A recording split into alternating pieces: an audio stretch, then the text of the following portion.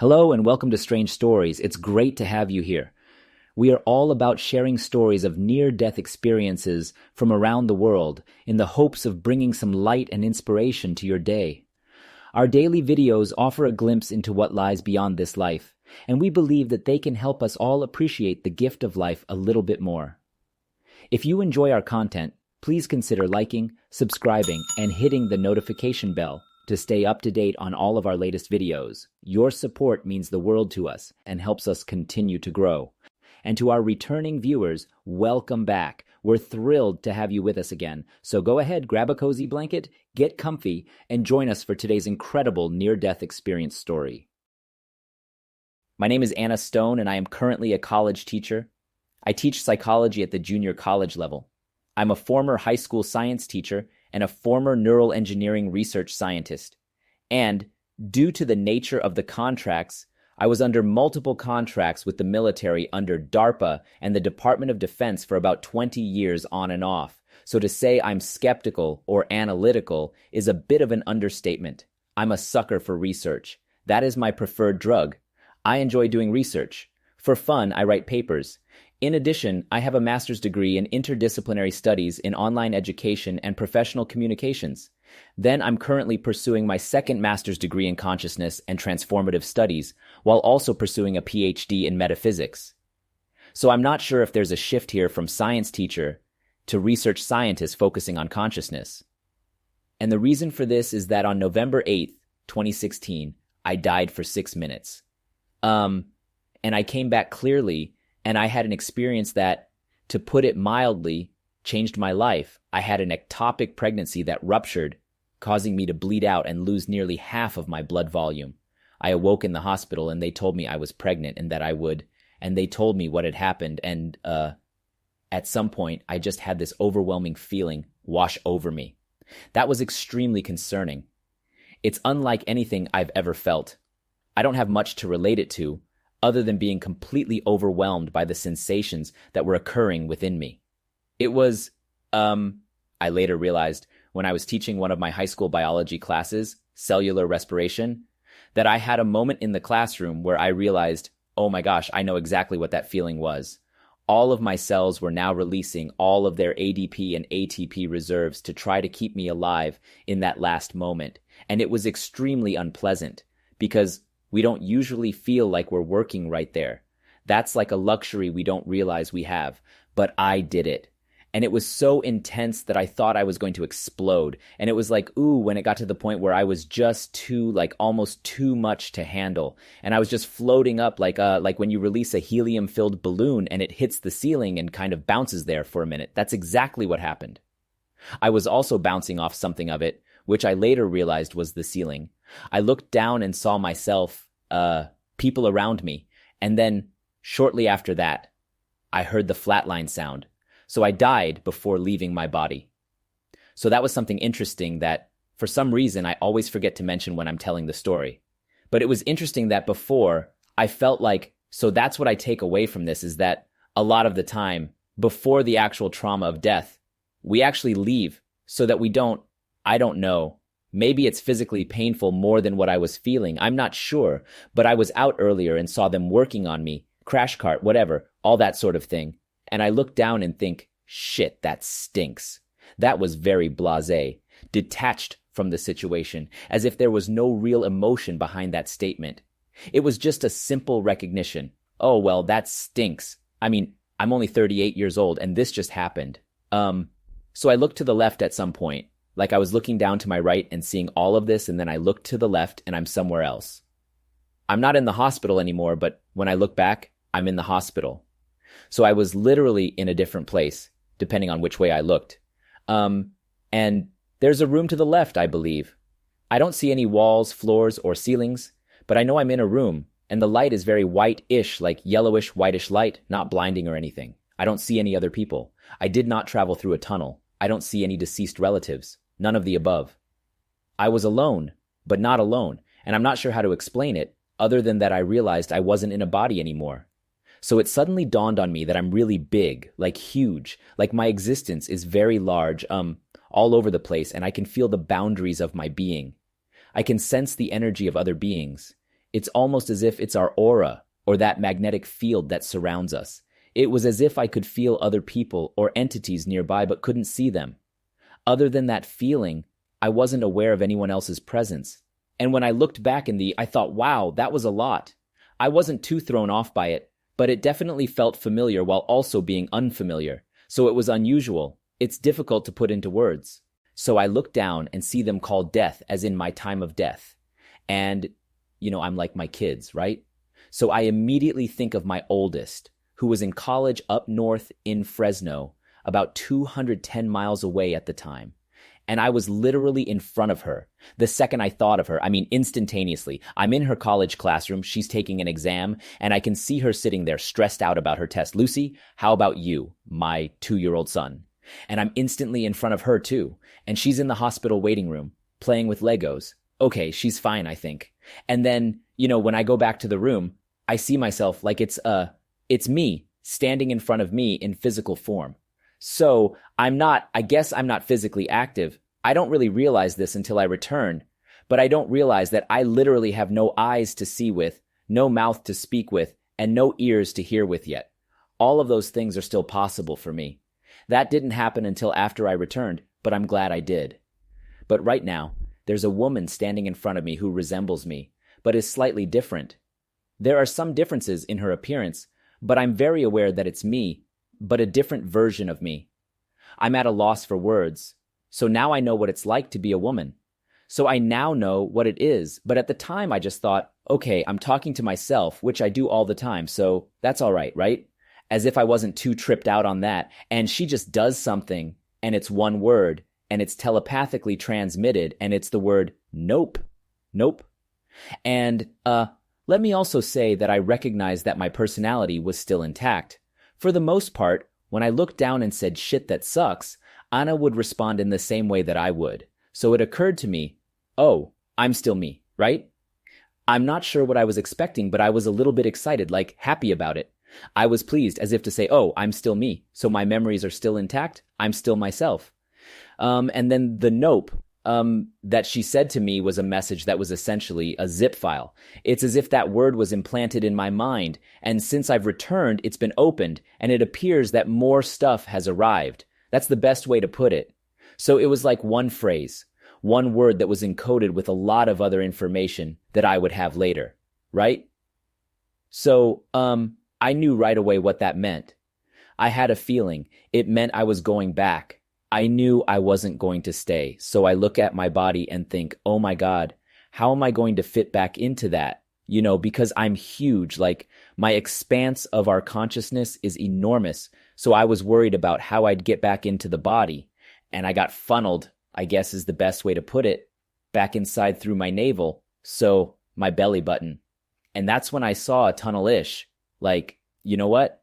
I guess people would call a tunnel is that being focused back into the body, and it hurt, like it actually physically hurt, like it was painful to return, and I suppose it's because we're so big and being crammed into this tiny person, right? And that pain, I guess, is what brought me back to life, because it hurt so bad that it shocked my system back to life. So I flung myself onto the bed and or the table, right? And I had to gasp for air because I obviously hadn't been breathing. So I was very apoxic at this point. Like I had no air, and I'm just like gasping for air. And everyone in the room was absolutely terrified because the machine didn't beep before I came back. So I was hooked up to monitors, but it didn't notify them that, hey, they're all busy doing other stuff. They're cleaning up, writing paperwork or whatever.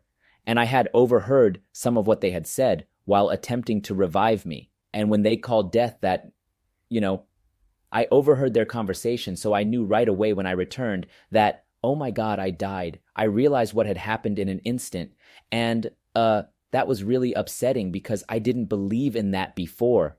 My scientific mind was thinking, this is now because science says no, right? Like now, it's just a hallucination caused by my neurons dying.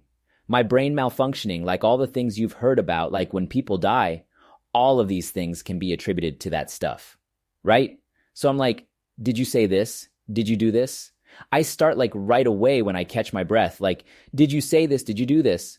I'm asking the staff and they're just like, They don't even know how to react because they literally had no idea what was going on.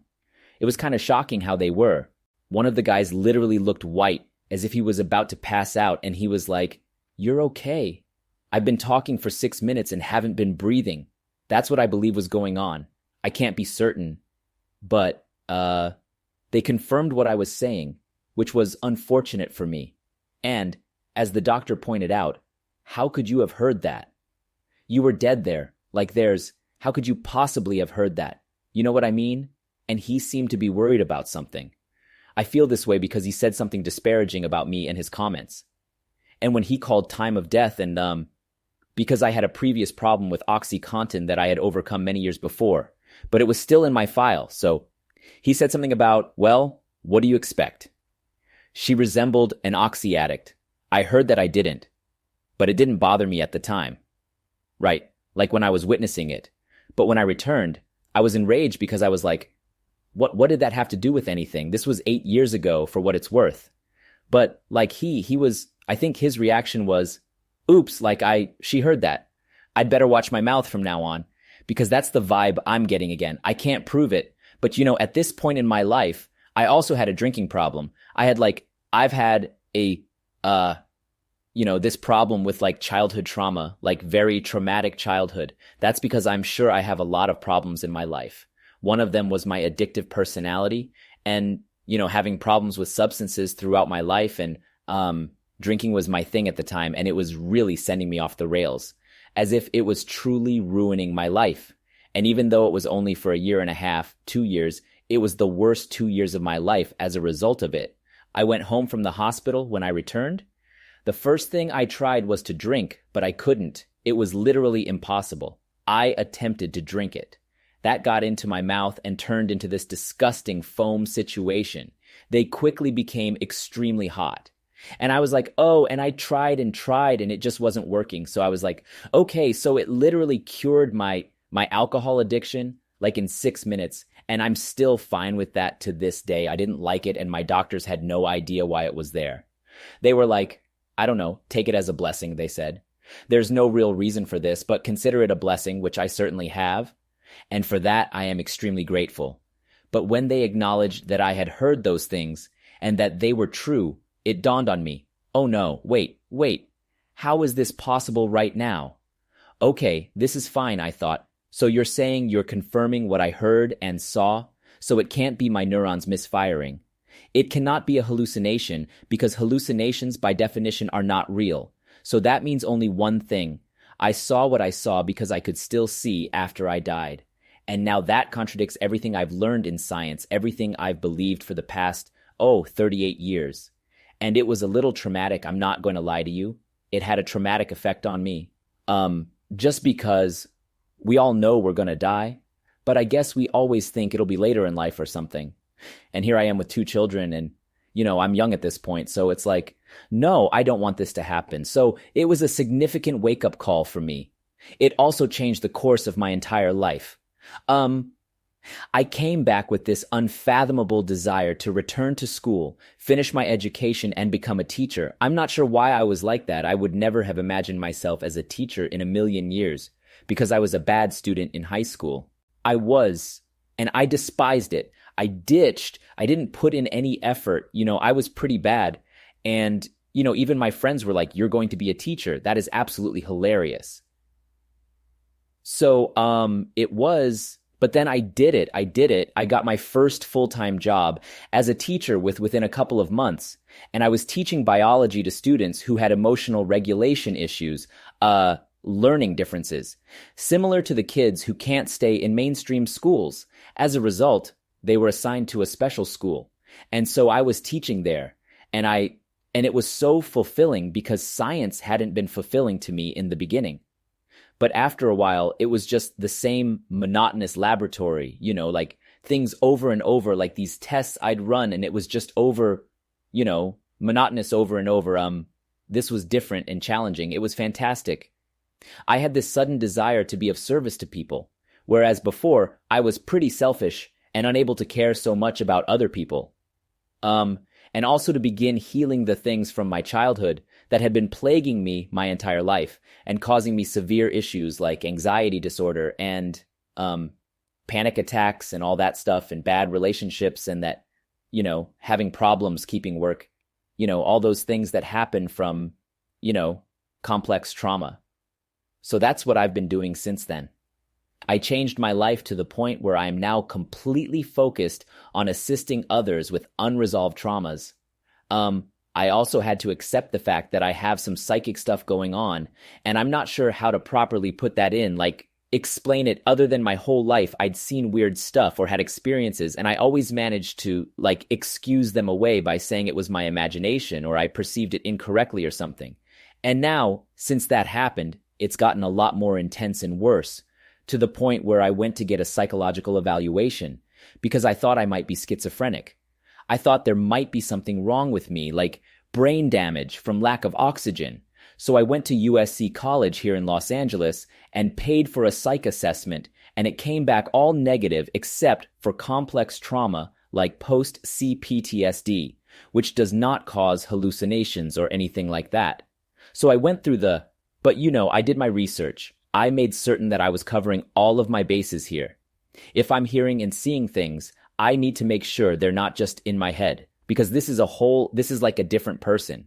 Even today, it's difficult for me to accept this stuff. I'm still extremely skeptical. I hear other people's stories and I usually dismiss them right away because, some of it just sounds like I can't. There's some things I just feel like I don't know about. So I know I shouldn't be that bad, especially given my experiences, but it's difficult for me not to. And I don't like to attribute things to the supernatural. I don't like to jump to paranormal or above average, like above the norm, like that extrasensory stuff. It's difficult for me, but I'm experiencing it almost daily now. And it's difficult to say it's no longer real because I now work with clients and have clients who come to me, and I've been reading tarot cards since I was 12 years old. So here I am, 44 years later. And I have clients who come to me and I tell them things that I don't know where they come from. And they're like, it's there, it's accurate. And I have no idea where it's coming from. I'll be completely honest. I have no idea. I just hear it in my head, or as I call it, in my mind's ears. I just heard something pop up in there and it's that. And they're like, how did you know that? So now that I'm studying consciousness, that I'm in this field, all of this is becoming clear to me as a result of quantum physics and quantum mechanics. It's as if we're now researching this. And I'm like, oh my gosh, that explains everything.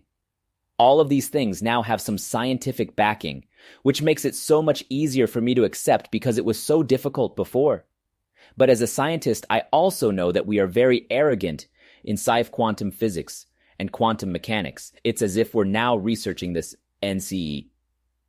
We always say that if we can't see it, measure it, touch it, taste it, or whatever, then it doesn't exist.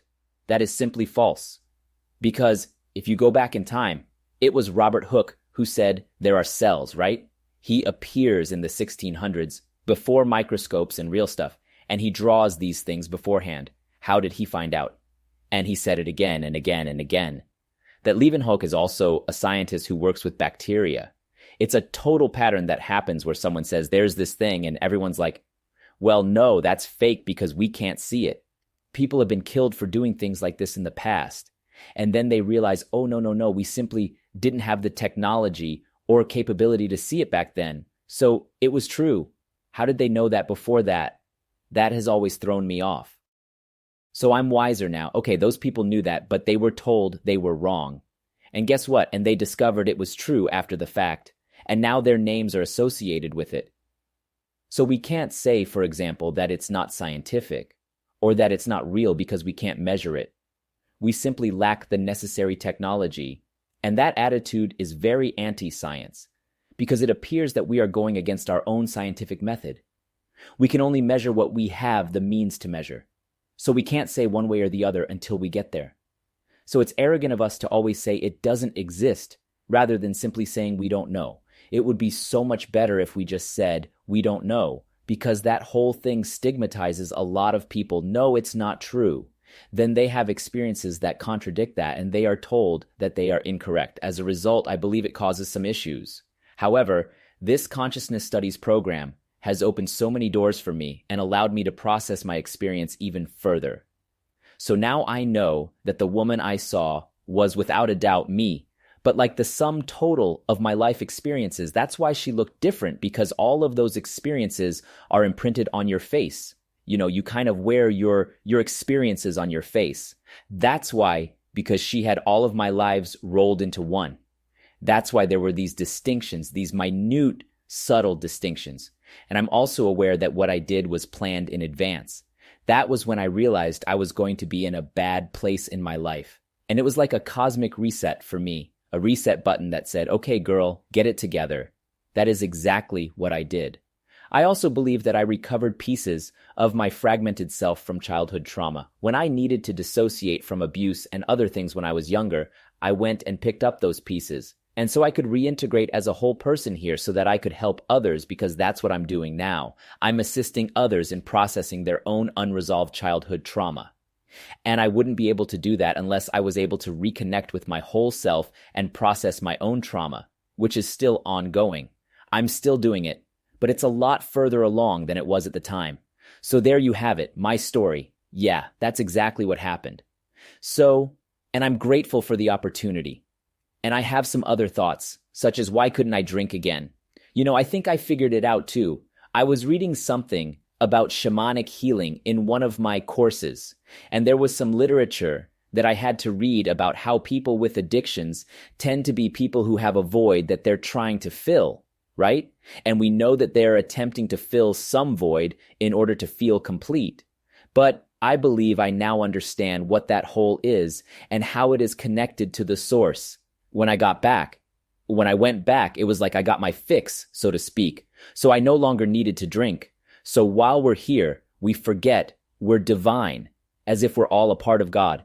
That's what we are. Like the entire concept of God is this massive collective of everything. When we're on the other side, it's as if we're all connected to it. So it's like when we're here, we forget that. And I believe the point is to return to that realization despite being indoctrinated in the opposite direction. And it's like they have the keys and we just abdicate our responsibility to these people who say they can connect us, right? So it's truly us. So those who don't get it, like I didn't before, have this void because we're unable to connect to see our own connection to the divine. So when we get that and see that, it's like, I don't have to do that anymore.